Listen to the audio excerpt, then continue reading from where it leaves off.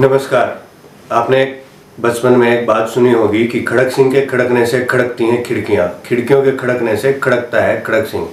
वैसी ही एक शख्सियत जिससे मिलवाने के लिए मैं आपको यहाँ तक लेकर आया हूँ। तो इस कहावत को यदि मैं यूँ कहूँ कि ताराचंद जी के धड़कने से धड़कता है सीकर और सीकर के धड़कने से धड़कते हैं ताराचंद जी, तो कोई गुरेज नहीं होगा। ये एक ऐसे लड़ैया नेता हैं जो अपने जिद्दीपने और अड़ियल स्वभाव की वजह से पूरे सीकर में जाने जाते हैं। सेवाभावी प्रवृत्ति और लोगों के सुख दुख के साथी बनने की इनकी जो प्रवृत्ति है वो पूरे सीकर में प्रसिद्ध है। तो चलिए मैं आपका सीधा रुख करता हूं ताराचंद जी धायल की तरफ, जिन्होंने विधानसभा में सीकर विधानसभा से विधायक का चुनाव लड़ा और 41,000 प्लस वोट उन्होंने प्राप्त किए। नमस्कार सर। नमस्ते। नमस्ते सर, आपका जीवन परिचय तो मेरा पेरेंटल गांव तो ग्राम पंचायत गुंगारा में रामनगर है जी। और वहीं मेरी प्राथमिक शिक्षा हुई।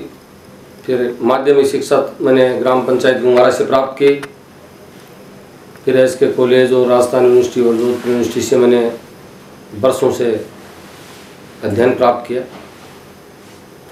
आपका राजनीतिक लगाव कब से हुआ? आपका राजनीतिक जीवन की जो शुरुआत हुई वो कैसे हुई? मैं बास्केटबॉल का प्लेयर जी था और हूँ भी। शुरू से बास्केटबॉल खेला करता था।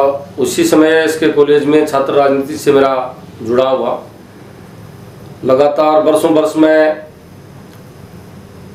कॉलेज और हमारे जितने भी स्टूडेंटों की मांग हुआ करती है उसके लिए मैं प्रयासरत रहा करता था। उस समय से फिर मैंने जैसे ही कॉलेज से निकला, कॉलेज से निकलने के बाद चुनाव फेस करना स्टार्ट कर दिया था। जी।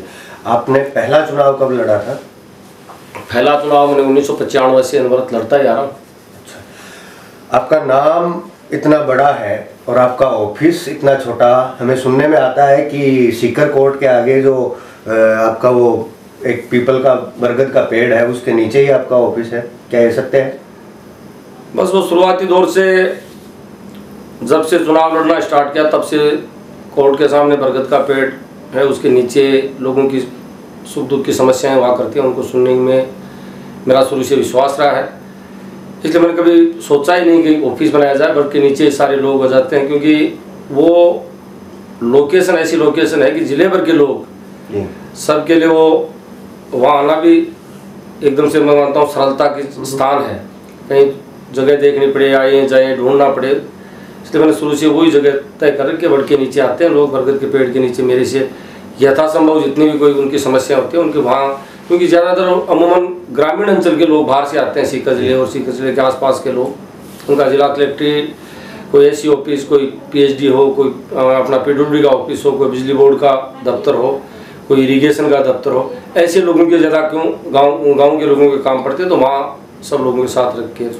क्या हम ये बोल सकते हैं कि कोई हमारा दर्शक भी आपसे आकर मिले तो वहाँ आकर उसका काम भी हो ही जाएगा? नहीं, मेरे लिए सब समान है, कोई इससे कोई फर्क ही नहीं। दूसरी बस कोई भी आओ मेरे से, जिले भर से या जिले से बाहर से भी कोई व्यक्ति आता है, अनेक स्थानों से आते हैं। कोई वहाँ का यूँ थोड़ा ही आता है कि भाई सीकर विधानसभा का चल के आता है, सीकर जिले का भी आता है, सीकर जिले के बाहर के लोग भी बहुत सारे लोग आते हैं। जी। आपका नाम जिला प्रमुख की लाइन में चला था कि जिला प्रमुख ताराचंद जी धायल बनेंगे। उस समय क्या किस्सा हुआ जिसको लेकर आपको जिला उप प्रमुख बनाया गया? नहीं, वो तो थोड़ा जानकारी का आप लोगों को भी अभाव है। जिला प्रमुख लगातार 4 कार्यकाल ऐसे हैं जी जिनकी सीट हमारे यहाँ महिला सीट आई है जी। बीच में पहले महिला सीट आई, फिर महिला सीट आई, तीसरे टर्म में फिर SC की सीट आई, इसलिए उसमें हम जिला प्रमुख बन नहीं सकते थे। चौथा टाइम भी फिर जनरल महिला का है, इसलिए ये तो एक जानकारी का भाव की वजह से लोग समझ नहीं पा रहे, क्योंकि महिला सीट ज़्यादातर आती थी, इसलिए जिला प्रमुख का तो हम बनने का सवाल ही नहीं। आपने विधायक का चुनाव लड़ा, आपने टिकट की मांग की, आपने भी बड़ी बड़ी रैलियां करी, लोगों को इकट्ठा किया, अपनी शक्ति प्रदर्शन भी किया, फिर कहाँ कमी रह गई थी आपके काम में कि आपको टिकट नहीं मिला? मैं मानता हूँ बड़ा प्रयास मेरे कार्यकर्ताओं ने किया था, मैंने तो इतना प्रयास नहीं किया था। मैं तो एक मात्र सिंबॉलिक मात्र मैंने काम किया था। मेरे जो कार्यकर्ता थे ना, छोटे छोटे ज़्यादा लड़के थे इसमें जी। उन्होंने बहुत प्रयास, और मैं कहता हूँ इतना प्रयास किया था कि अपनी जी जान उन्होंने लगा दी थी इस मेरे रैलियों के माध्यम से। उन्होंने जब मेरी रामला मैदान में, मैं मानता हूँ राजस्थान की पार्टी की रैलियाँ होती हैं उनसे व्यक्ति से रैली, पहली ऐसी रैली थी वो बहुत विशाल रैली जिसे कहा जा सकता है, उतनी रैली थी। उसमें विशेष तौर से मेरे सीकर विधानसभा की मात्र शक्ति बहुत बड़ी संख्या में उस रैली में आई थी जी। उसके बाद में टिकट के लिए हमने प्रयास किया था, क्योंकि मैं वर्षों वर्ष से भारतीय जनता पार्टी का कार्यकर्ता चुनाव से पहले रहा हूँ जी। मैं प्रयास भी करता रहता था पार्टी के लिए। पार्टी के विभिन्न जो हमारे प्लेटफॉर्म हैं उनके माध्यम से पार्टी के लिए वर्षों से काम करता था। तो मैंने प्रयास फिर टिकट के लिए किया, तो फिर पार्टी ने, मैं तो ये मानता हूँ यहाँ जातिगत जो आधार है उसकी संरचना इस विधानसभा में ऐसे कर रखी है कि भाई अमुक जाति को यहाँ से टिकट मिलना चाहिए और अमुक को यहाँ बाकी लोगों को नहीं मिलना चाहिए। तो उस वजह से मैं इस टिकट की दौड़ में फिर कहीं न कहीं पिछुड़ता चला गया। वर्तमान राजनीति का परिप्रेक्ष्य से हम देखें तो वर्तमान राजनीति को पैसों से तोला जाता है। आप मध्यम वर्गीय परिवार से आते हैं, और जहाँ तक मुझे ज्ञात है, जितना मैंने आपके बारे में सुना है, जाना है, उस स्थिति को देखकर लगता है कि आप अब भी एक मध्यम वर्गीय परिवार ही हैं। आपने राजनीति में कोई धन इकट्ठा नहीं किया, तो कहीं आपकी वो कमी तो भारतीय जनता पार्टी को नहीं खली कि इनके पास तो पैसा ही नहीं है, चुनाव लड़ेंगे कैसे? नहीं, मध्यम वर्गीय मैं हुई नहीं, मैं तो बहुत साधारण सा व्यक्ति हूँ। मध्यम वर्ग में तो थोड़ा बीच का सा हो जाता है जी। एक परिवार होता है धनाढ़, दूसरा होता है मध्यम, तीसरा होता है तीसरी पायदान का। जी। हम तो तीसरी पायदान वाले व्यक्ति हैं। आपने देखा होगा मेरे घर में, अब जब आप आए तो कई देर आपको इंतजार इस बात के लिए करना पड़ा, बाहर आपको बैठना पड़ा जी। आप कमरे को मैंने ठीक करा, बैठने लायक करवाया। तो हम तो बहुत साधारण से परिवार के व्यक्ति हैं। हमने कभी सोचा ही नहीं भाई धन इकट्ठा, इस राजनीति के माध्यम से धन इकट्ठा करना चाहिए। और मैं ये मानता हूँ पार्टियों के मन में भी रहा होगा कहीं ना कहीं ये बात, भाव और भावनाएं रहा ही करती हैं कि भाई चुनाव जब लड़ने की बारी आती है तो पार्टियां बहुत सोच समझ के इस विचार पे करती हैं कि भाई जिस कैंडिडेट को उतारा जाए उसके पास, क्योंकि आज का चुनाव बहुत महंगा चुनाव है। जब हम पहली बार चुनाव लड़ने उतरे थे उसमें मैंने मोटरसाइकिल से चुनाव लड़ा था, तो मेरे पास गाड़ी नहीं थी। मैंने सेकंड चुनाव लड़ा तब भी मेरे पास गाड़ी नहीं थी, पूरा चुनाव हमने मोटरसाइकिल से चुनाव लड़ा। उसमें पैसे की जरूरत नहीं हुआ करती थी। आज की राजनीति धीरे धीरे बदली है, पार्टियों के मन में कहीं ना कहीं ये भाव निश्चित ही रहा करता है कि भाई पैसे की निश्चित इसमें जरूरत होती है, तो मेरे पास पैसे इतने थे नहीं, तो ये पार्टी के मन में ये भी रहा हो। एक नाम सुनने को मिलता है कि टिकटें बिकती हैं, क्या सच में बिकती हैं? देखो वहाँ तक हमने ये सामने जाके तो कभी देखा नहीं जी। भाई कोई आदमी कहीं क्या लेन देन होते हैं इस बात को कोई प्रत्यक्ष में तो कोई देख नहीं पाता। बाकी सुनने में मन ये आता है कि पैसे का बोलबाला कहीं कहीं राजनीति में ज़्यादा रहता है। ये सच बात है? होता ही राजनीति में, सबको ही पता है पैसे वाले आदमी की पहली प्राथमिकता होता है, और उससे क्लास जो नीचे का व्यक्ति होता है उसकी प्राथमिकता बाद में आती है। आप लगातार इतने वर्षों से जो मेहनत सेवा कर रहे हैं लोगों की, उसका क्या मिलता है राजनीतिक पार्टियों में? क्योंकि भाजपा तो कहती है कि हमने पिछली लाइन में बैठे व्यक्ति को मुख्यमंत्री बना दिया। वो एक चांस की बात है, मैंने तो अभी ऐसा देखा नहीं। बहुत आदमी वर्षों वर्ष से बेचारे प्रयास और मेहनत करते हैं।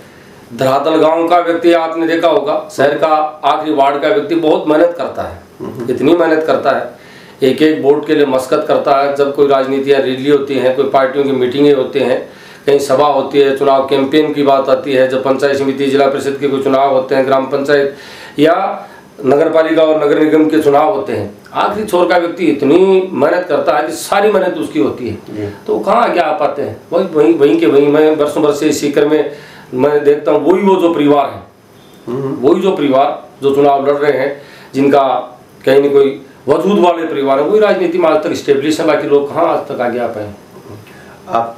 आपको राष्ट्रीय लोकतांत्रिक पार्टी की तरफ से कोई ऑफर हुआ उस वक्त जब आपको टिकट नहीं मिली थी? नहीं, मेरे सभी पार्टियों से मेरा हुआ।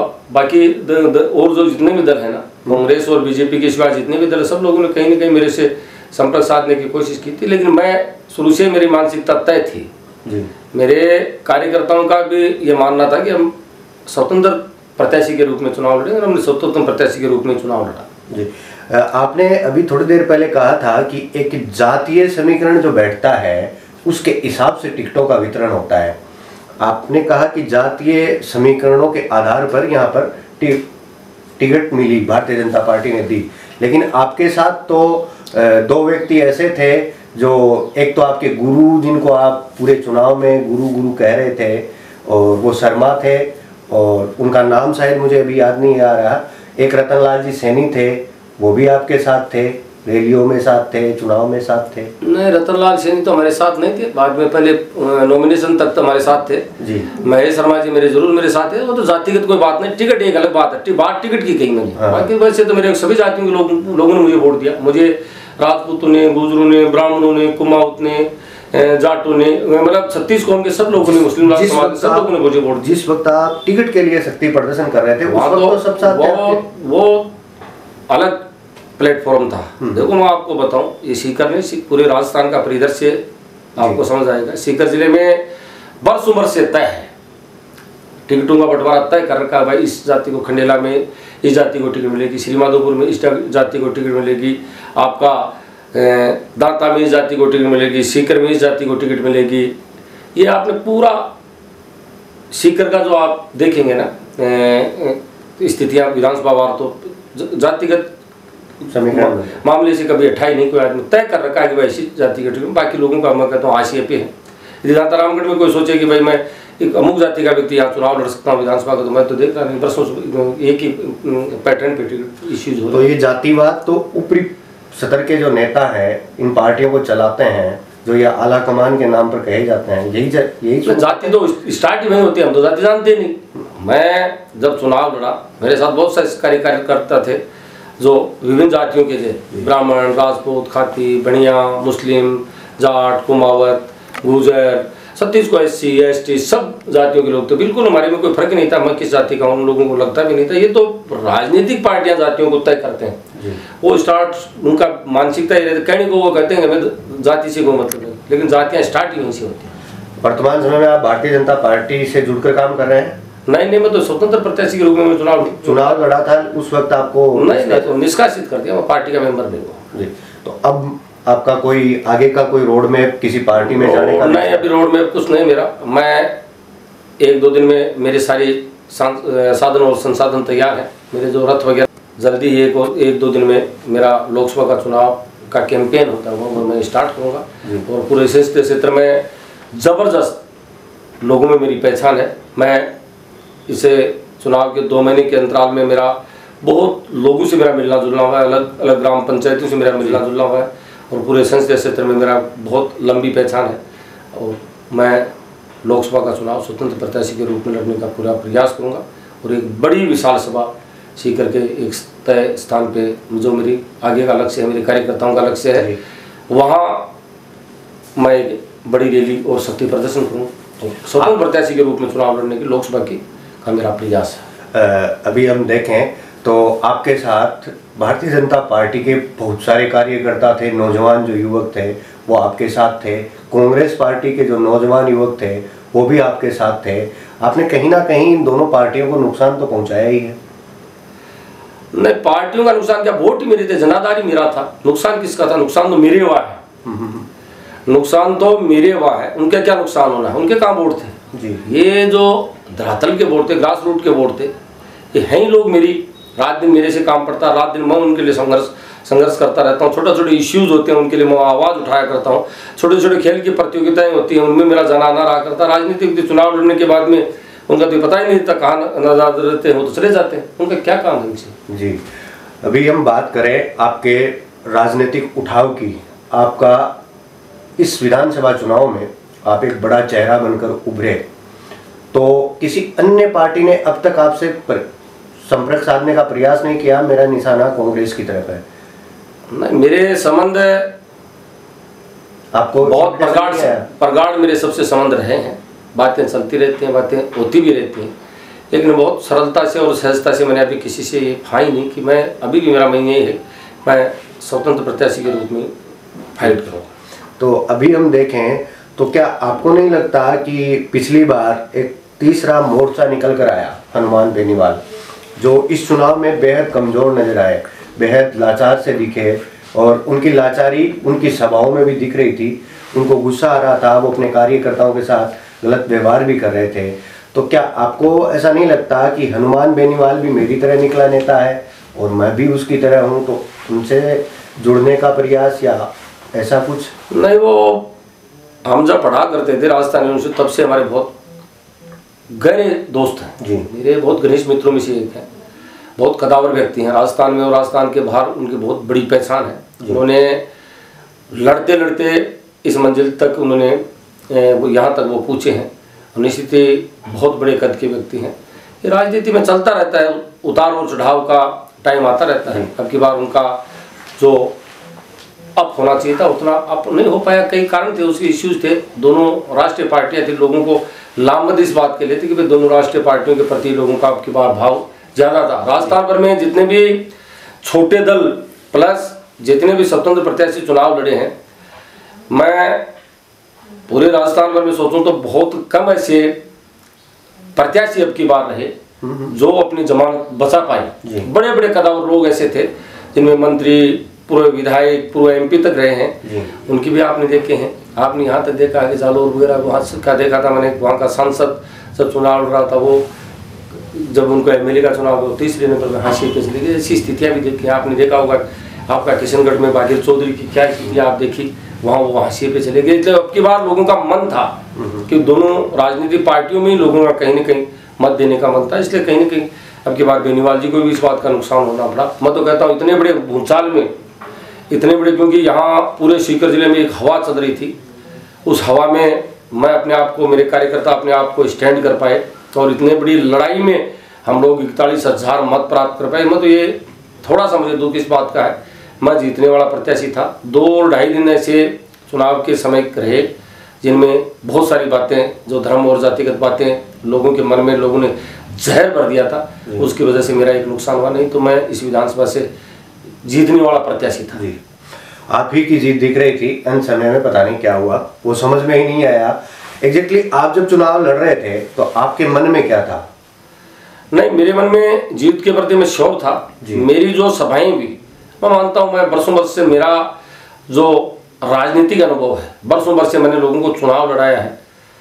मैं अब तक जो मेरे कार्यकर्ताओं ने विशेष तौर से मातृशक्ति मेरे लिए जो बहुत मेहनत की थी अब की बार के चुनाव की रैलियों में, ऐसी रैलियाँ, ऐसे रेले, ऐसे मेले मैंने जीवन में कभी नहीं देखे। मेरे यहाँ बहुत सारे ऐसे कार्यक्रम हुए थे कि वो जो कार्यक्रम ऐसे लग रहे थे ग्राम पंचायतों के कि ये जिला स्तर के कार्यक्रम थे। इतनी बड़ी विशाल, लोगों ने मुझे हाथी चढ़ाया, लोगों ने मुझे घोड़ा चढ़ाया, लोगों ने मुझे बग्गी और आपका रथ पे चढ़ाया, लोगों ने मुझे ऊँट की सवारियाँ करवाई। मतलब ऐसा लोगों ने मेरा स्वागत किया था कि वो देखते ही बनता था और मुझे लग रहा था। लेकिन बताया ना मैंने आपको कि 2.5 दिन का कार्य जो समय आया, वो समय सिर्फ और जाति और धर्म का समय आया। उसमें लोगों को भावनाओं को ऐसा अलग रूप दे दिया कि लोग समझ भी नहीं पाए और जाति भावना में वो बह के लोगों ने फिर अंत में जो निर्णय करना चाहिए वो ठीक निर्णय नहीं कर पाए और उसमें कहीं ना कहीं मुझे भी नुकसान उठाना पड़ा। जी, आपकी एक रैली मैंने भी अटेंड करी थी। आपकी जीत आपके चेहरे पर दिख रही थी कि ताराचंद जी को श्योर था कि मैं जीत रहा हूँ। जिस वक्त काउंटिंग चल रही थी और जिस वक्त आपका सिक्का पलट रहा था, उस वक्त आपके मन में क्या विचार थे? नहीं, वैसे तो क्योंकि जो देखो राजनीतिक व्यक्ति होता है, बरसों बरसे चुनाव जब लड़ता तो उसमें बहुत सारे अनुभव हो जाते हैं, तो जीत हार लगी रहती है। मैं 7 राउंड तक जीत रहा था जी, और उसके बाद में डाउनफॉल आया। जैसे शहर के वार्ड है, वहाँ मेरा डाउनफॉल स्टार्ट हुआ। मेरे मन में बिल्कुल ये नहीं था, मैं निराशवादी आदमी हूँ। राजनीति में चुनाव लड़ते हैं, मेरे सामने वाले कांग्रेस और बीजेपी के प्रत्याशी भी लड़ रहे थे, विभिन्न पार्टियों के और प्रत्याशी भी चुनाव लड़ रहे थे। तो जीत तो एक की होनी तय है, बाकी लोगों को हारना होता है। तो राजनीति में इससे कोई ज़्यादा फर्क नहीं पड़ता। और चुनाव का रिजल्ट आया, रिजल्ट आने के बाद में 2-3 घंटे बाद में एक रूटीन का जो सिस्टम होता है, वैसे शादियों का उस समय सीजन था, तो वापस वही गाँव में निकल पड़े, लोगों से मिलना जुलना स्टार्ट कर दिया। इसलिए ये रोने वाली बात भी नहीं है। जो रोता वो आदमी कायर होता। मैं तो राजनीति में मानता हूँ आज हारे हैं, कल जीतेंगे, इसी आशा से मैं आगे काम करता हूँ। आप अपने वोटों का ग्राफ कम होने का एक कारण ये नहीं मानते कि जो गांवों से लोग आकर सीकर शहर में बसे हैं, उन्होंने अपनी वोटर आईडी सीकर की बनवाई नहीं, वो गांव जाकर वोट देते हैं? नहीं, वो तो बड़ा नुकसान था ही। लगने को तो इस शहर में बहुत सारे ऐसे लोग हैं जो मेरे में विश्वास करने वाले लोग, पूरे शहर को उन्होंने कवर कर रखा। लेकिन वो क्या कि एक तो विभिन्न जिलों के लोग हैं और यहाँ बसने को तो बस यहाँ के मूल निवासी अब भी नहीं हो पाए। वो अलग अलग जगह जाके फिर अपने वोट देते हैं। चुनाव वाले दिन और चुनाव वाले पहले का समय में बहुत फर्क था। पहले यहाँ बहुत अच्छी क्राउड नजर आ रही थी, और जैसे चुनाव वाले दिन था तो ऐसे लग रहे थे कि हमारी यही कॉलोनियाँ, भाई शहर के जितने भी कॉलोनियाँ था वीरान सी नजर आ रही थी, क्योंकि सारे लोग वो अपने अपने क्षेत्र में चले गए थे वोट वहां देने के लिए। तो ये बड़ा नुकसान मुझे लग रहा था कि 10,000 वोट मेरे और हो सकते थे यहाँ। 41 प्लस 51 तो मेरे सीधे सीधे वोट चले जाते, लेकिन वो नुकसान मुझे हुआ कुछ वोट, क्योंकि मेरे खुद के वार्ड में जो मेरे में विश्वास करने वाला, क्योंकि ये वार्ड ऐसा वार्ड है यहाँ बहुत मुश्किल से कोई व्यक्ति होगा जो मुझसे अलग विचार रखता होगा या मेरे से कोई नाराजगी रखता हो, है ही नहीं बिल्कुल कोई आदमी। लेकिन जिस दिन वोट वाले दिन आए कि यहाँ 50% से ज्यादा वोट ही नहीं गिर पाए, क्योंकि उनके वोट यहाँ कहीं के थे नहीं, कहीं के थे तो डबल वोट थे, तो वो अपने गाँव में ज्यादा उनकी प्राथमिकता रहा करते, तो ये नुकसान मुझे ही सीधा सीधा हुआ। एक ट्रेंड है राजनीति का, राजनीतिक यूनिफॉर्म है, आप और हनुमान बेनीवाल इस यूनिफॉर्म को तोड़ रहे हो, तो ये यूनिफॉर्म आप क्यों नहीं पहनते, इसका कोई रीजन? देखो, मैं स्पोर्ट्स का व्यक्ति हूँ, स्पोर्ट्स का व्यक्ति। मुझे भी आपसे निकलने के पहले मेरा कार्यक्रम, निर्धारित कार्यक्रम थे, ऐसे ही कार्यक्रमों में मुझे जाना पड़ता है ज़्यादातर, क्योंकि मैं अलग अलग लोग होते हैं, बड़े आदमी का बड़ी सोबत होती है, बड़े लोगों से पहचान होती है। मुझे नेताजी के पास जाना, मुझे कलेक्टर के पास जाना, बड़े इंडस्ट्री व्यक्ति से मिला, मुझे उन लोगों से मिलने की कभी जरूरत ही नहीं पड़ती। मेरा तो बहुत साधारण सा व्यक्ति, मुझे तो आखिरी छोर के व्यक्ति से मिलना पड़ता है। तो एक ड्रेस कोड होता है, तो ड्रेस कोड में वहाँ फिट नहीं बैठता। गांव में जाएंगे, आप क्रिकेट खेलेंगे, आप बास्केटबॉल खेलेंगे, वहाँ वॉलीबॉल का आपको उद्घाटन करना पड़ेगा, तो इस ड्रेस कोड में वहाँ फिट हो जाऊंगा। वो जो दूसरा ड्रेस कोड है उसमें फिट नहीं होता, इसलिए मैंने कभी उस ड्रेस कोड में जाने की कभी सोची नहीं। आप और हनुमान बेनीवाल ही ऐसे नेता है, दो नेता जो ड्रेस कोड को तवज्जो नहीं देते, वरना सभी नेता, जो नए नेता भी निकल कर आ रहे हैं, वो पहले ये नॉर्मल ड्रेसेस पहनते हैं, लेकिन उसके बाद में उन ड्रेसों में नजर आना शुरू हो जाते हैं। लेकिन आपको एक भी बार राजनीतिक ड्रेस में हमने देखा नहीं। मैंने तो कभी जैकेट, आपका ये जो जिसे कहते हैं चोले पजामे ऐसे होते हैं, कभी पहने ही नहीं। ये ड्रेस भी नहीं सिलवाया? कभी नहीं। कभी ऐसे मन में इच्छा भी नहीं हुई कि व्हाइट सा? मैं नेता टाइप का आदमी हूँ नहीं, मैं तो कार्यकर्ता टाइप का सा आदमी हूँ। मैं और मेरे में जो मेरे साथ कार्यकर्ता होता है ना, मेरे में और उसमें फर्क नहीं होता। नेता अपने आप को नेता समझता है, मैं कभी अपने आप को नेता समझ नहीं। मैं तो जैसा मेरा कार्यकर्ता वैसे मैं हूँ, तो मेरे में कभी भाव नहीं होता जी। अपन बात करें तो अब की बार जैसे लोकसभा चुनाव में आप चुनाव लड़ेंगे सीकर से, तो आपकी कोई स्ट्रेटेजी ऐसी जो आप बताना चाहें? नहीं, अभी तो स्टार्ट मेरा, क्योंकि 8-10 दिन में आचार संहिता लगने वाली। गांव डाणियों में मेरी अभी मीटिंग है, गांव डाणियों से होते होते मेरा यह जिला, मेरा पूरे जिले में और विशेष तौर से पूरे चौमुख का संसदीय क्षेत्र मेरा स्टार्ट हो जाए। लोगों से मिलना जुलना, उनकी समस्याएं जानना, मेरी सभाएं होनी, मेरे आगे का जो विजन है वो भी मीटिंगों में तय करता हूँ। विशेष तौर से मैं 3 चीज़ों के लिए बहुत प्रमुखता से बेबाकी से बोलना पसंद किया करता हूँ, कहा भी करता हूँ। देखो, हमारे इस क्षेत्र में जो ग्राउंड वाटर हमारा था, उस ग्राउंड वाटर की वजह से हमारा इस जिला संपन्न जिला बनता जा रहा है अभी भी। तो पहली बार मेरी पहली प्राथमिकता रहेगी कि भाई यहाँ नहर का पानी यहाँ आना चाहिए, कि नहर यहाँ से बहुत दूर नहीं है, यमुना यहाँ से बहुत दूर नहीं है। बहुत वर्षों पहले यहाँ नहर का पानी आ जाना अब तक चाहिए था। उसके लिए मैं पूरे संसदीय क्षेत्र में इस बात का फोकस करूँगा। दूसरा, मैं ये जरूर कहना चाहूँगा कि युवाओं के लिए यहाँ अब तक खेल एक्टिविटी की कोई भी अब तक की सरकार आई हो, चाहे भले किसी भी दल की सरकार आई हो, अब तक उन युवाओं की अब तक मेरे हिसाब से किसी सुनेंगे। इस बात के लिए मैं फोकस करूँगा कि भाई मैं यदि कहीं ना कहीं मेरे में आप विश्वास जाहिर करोगे या मैं इस पद तक जा पाया, तो युवाओं के लिए निश्चित ही खेल की बड़ी जो एक्टिविटियाँ होना चाहिए, जिसमें इंडोर स्टेडियम और अकेडमियाँ होनी चाहिए, वो मेरी पहली प्राथमिकता रहेगी, क्योंकि ये खेलों का जिला हमारा रहा।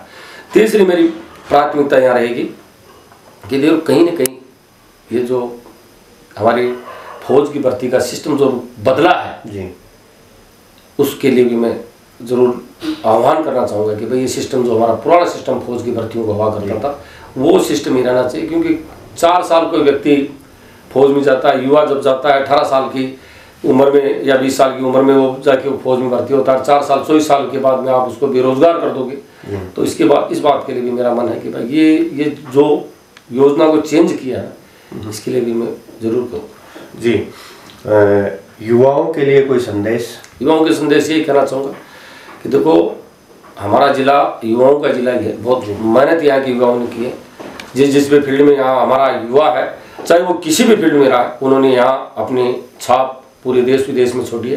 मैं साथियों से कहूँगा कि डट के मेहनत करो, जिस भी फील्ड में आपको जाना है, फौज पुलिस में जाना है, दूसरी सिविल सर्विस में आपको जाना है, कोई टीचर बनना चाहता है, कोई लेक्चर बनना चाहता है, कोई इंजीनियर डॉक्टर बनना चाहता है, डट के आप जैसे मेहनत करते हैं उससे और ज़्यादा मेहनत आप करो। आपका भविष्य में वो दम है, यहाँ के खान पान में वो दम है कि यहाँ का साधारण व्यक्ति भी बहुत ऊंचाई तक जाना पसंद किया करता है। इसलिए उनसे यही मेरा निवेदन है कि खूब मेहनत करके आगे बढ़ने की कोशिश करें। एक व्यक्तिगत सवाल है कि आपने विधानसभा चुनाव लड़ा, विधायक का चुनाव लड़ा, इसमें कितना खर्चा आपको आया? नहीं, खर्चा तो चुनाव में लगता ही है जी, क्योंकि इतने साधन और संसाधन लगना, कई कार्यालय होना, दो मेरे मेन कार्यालय होते थे, भोजन आवास व्यवस्था की, गाड़ी की और की, लिटरेचर की, होर्डिंग, पोस्टर, सारी चीज़ें चुनाव में रहा करता। लेकिन मैं और मेरे कार्यकर्ताओं ने मिल बैठ के सारा सब कुछ अपने आप कर लिया। मेरे कार्यकर्ता बहुत सुचारू कार्यकर्ता थे। मैं तो ये कहता हूँ कि मेरा कोई ऐसा कार्यकर्ता नहीं था जिसने मुझे कभी छोटी परेशानी भी दी इस चुनाव में। उन्होंने अपने आप सब चीज़ें अपने आप अफोर्ड की, मेरी तक उन्होंने बातें भी हैं। इस बार आपके चैनल के माध्यम से विशेष रूप से सीकर विधानसभा और मेरे में विश्वास करने वाले कार्यकर्ताओं का आज इस बात का भी धन्यवाद ज्ञापित करना चाहूँगा कि वाकई में मेरे जैसे कार्यकर्ता भगवान सबको दे। मेरे कार्यकर्ताओं ने मेरे लिए सब कुछ करने की कोशिश की और आर्थिक जो बात है उन्होंने भी मेरे तक आने नहीं दी, उन्होंने सब स्वयं नहीं करने की कोशिश की। मेरे कार्यकर्ताओं का भी इस बात के लिए धन्यवाद ज्ञापित करना चाहूँगा। चुनाव के बाद ये आपका पहला इंटरव्यू है शायद? हाँ, चुनाव के बाद मेरे से कई चैनल वाले लोगों ने मेरे से संपर्क करने की कोशिश की, लेकिन मैंने अधिकृत रूप से मैंने पहले आपके ही चैनल को मैंने ये इंटरव्यू दिया है। बहुत बहुत धन्यवाद सर, आपने हमारे लिए समय निकाला। और पहली बात तो ये कि आपसे मिलकर, मैं आपसे पहले भी एक दो बार मिला हूँ, शायद आपको याद नहीं होगा, लेकिन उस टाइम भी मिला था। उस वक्त भी ये नहीं लगा कि मैं किसी नेता से मिल रहा हूँ या किसी और से मिल रहा हूँ। एक यही सम्मान रहता है कि ये बड़े हैं और बहुत ही बेहतरीन आदमी है। आपसे मिलकर एक आपका जो ओरा है वो बहुत ही भयंकर पॉजिटिव ओरा है, जिसको लेकर के मैं जाता हूँ जब भी कुछ अच्छा ही होता है। ये थे हमारे साथ ताराचंद जी दाहिल, जिनका नाम आपने विधानसभा चुनावों में बहुत सुना होगा। इनके नाम की गूंज इतनी थी कि इनको चाहने वाले लोगों की संख्या बढ़ती गई और अब ये लोकसभा चुनाव में अपनी दावेदारी पेश कर रहे हैं। तो आने वाले समय में ये अपनी दावेदारी पेश करते हैं और आने वाले समय में आप इसको देखेंगे कि ये किस प्रकार से चुनाव लड़ते हैं। आज के लिए आपका बहुत बहुत धन्यवाद। यहाँ तक आए हो तो इस चैनल को सब्सक्राइब भी कर दीजिएगा ताकि हमें एक हौसला मिल सके। और आपका सर एक बार पुनः बहुत बहुत धन्यवाद।